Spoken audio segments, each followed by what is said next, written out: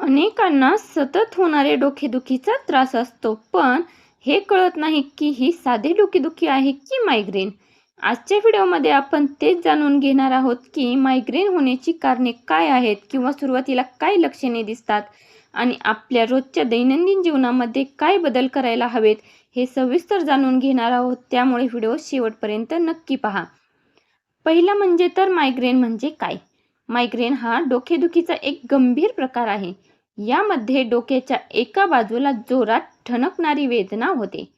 ही वेदना काही तासांपासून ते 2-3 दिवस देखील टिकू शकते. मायग्रेनमध्ये फक्त डोके दुखत नाही, तर त्याचा शरीरावर आणि मनावर देखील परिणाम होतो. म्हणूनच मायग्रेनकडे दुर्लक्ष करणे योग्य नाही. सतत जर डोके दुखत असेल तर ते डॉक्टरकडे जाऊन चेक करायचे. साधं डोकेदुखी आहे की मायग्रेन. मायग्रेनची लक्षणे काय दिसतात, तर पहिलं लक्षण तर मायग्रेनचं प्रत्येक व्यक्तीमध्ये वेगवेगळे असू शकतात. मात्र सामान्यतः खालील लक्षणे दिसतात. डोक्याच्या एका बाजूला तीव्र वेदना होतात. डोके ठणकत असल्यासारखे वाटते. प्रकाश सहन होत नाही. मोठा आवाज देखील त्रासदायक वाटतो. त्याचबरोबर मळमळ होते, कधी उलटी देखील होते. काही लोकांना डोळ्यासमोर चमक, ठिपके किंवा वाकड्या रेषा देखील दिसतात. काही वेळा चक्कर येणे आणि थकवा जाणवणे ही सर्व मायग्रेनचीच लक्षणे आहेत. मायग्रेन होण्याची मुख्य कारणे काय आहेत, तर मायग्रेन होण्यामागे अनेक कारणे असू शकतात. सततचा ताणतणाव हे एक मोठं कारण आहे. झोप पूर्ण न होणे किंवा झोपेची वेळ बदलणे, वेळेवर जेवण न करणे, उपाशी राहणे, जास्त वेळ मोबाईल, टीव्ही किंवा लॅपटॉपचा वापर करणे. काही लोकांमध्ये तर चहा, कॉफी, जंक फूड, जास्त मसालेदार किंवा तेलकट पदार्थ यामुळे देखील मायग्रेन वाढू शकतो.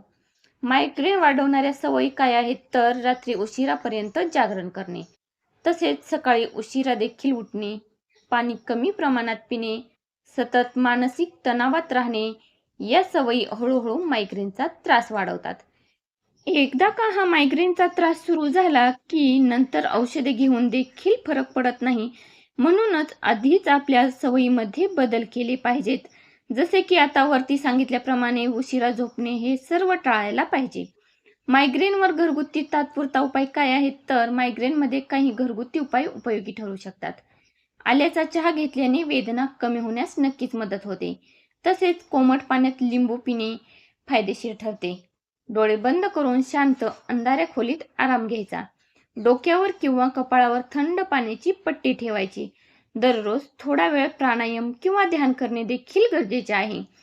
तसेच डॉक्टरांचा सल्ला कधी घ्यायचा, तर मायग्रेनचा त्रास वारंवार होत असेल तर, वेदना खूप तीव्र असतील तर, औषधांनी फरक पडत नसेल तर, किंवा डोकेदुखीमुळे दैनंदिन कामात अडथळा येत असेल तर, अशा वेळी डॉक्टरांचा सल्ला घेणे अत्यंत गरजेचे आहे आणि स्वतःहून औषधं घेणे टाळायचे आहे. कशी वाटली ही माहिती कमेंट करून नक्की सांगा आणि अशाच आरोग्य टिप्ससाठी चॅनलला सबस्क्राईब केले नसेल तर नक्की सबस्क्राईब करून ठेवा.